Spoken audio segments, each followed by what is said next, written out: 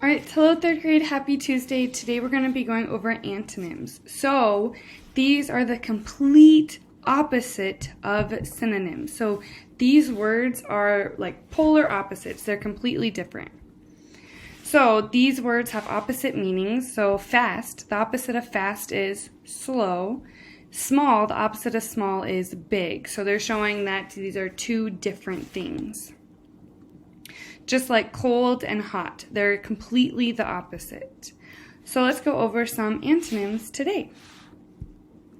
All right, so these are words that mean the opposite of another word. Remember, our synonyms were words that we could interchange in our writing. They had similar meanings.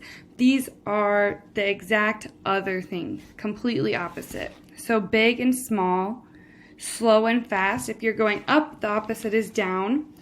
Over and under, stop and go, old and young, good and bad, tall and short, dirty and clean, sad and happy. So these are all words that mean the exact opposite of another word. So we wouldn't be able to use these like we do with synonyms, where if I said I saw a big dog and I wanted to change out small, it would give the sentence a complete different meaning. So these are not interchangeable in sentences. These are the opposite.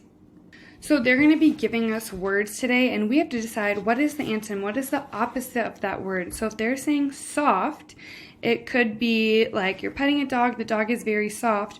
What would be the opposite of that? Would it be hard or a feather? Well, a feather can be soft too, so we wouldn't say a feather, but hard, that isn't, we wouldn't pet a dog and say, oh, this dog is very hard. It's the opposite. So here we have which word is an antonym, or if it helps, you could say the opposite of answer. So if we're answering something, we're telling them what the solution is.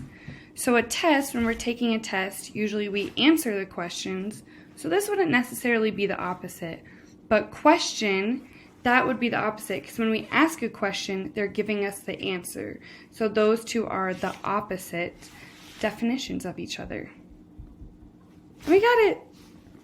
All right, now let's do one more example together. So which word is an antonym, or the opposite, if that helps, of common? Common means that it could be happen all the time. So a group, well, that's pretty common. We see people in groups a lot, so that wouldn't necessarily be the opposite of common. Together, well, usually if things are together, that's common as well, and that usually means it happens frequently. So together is not really the opposite of common. But unusual means it's kind of rare. So common means it happens more than once, it's not unusual. But unusual means that that's kind of a rare thing. So unusual would be the opposite of common. So just make sure to take your time with each one. Remember, antonym is the opposite. So we're looking for words that it's the complete other thing. We wouldn't be able to use that in this change out the words in this sentence. So take your time, and again, just talk through each one and think in your head, okay, is that similar to it or is it the opposite? Because today we're focusing on the opposite. And have fun, and I will see you on Thursday. Bye, third grade.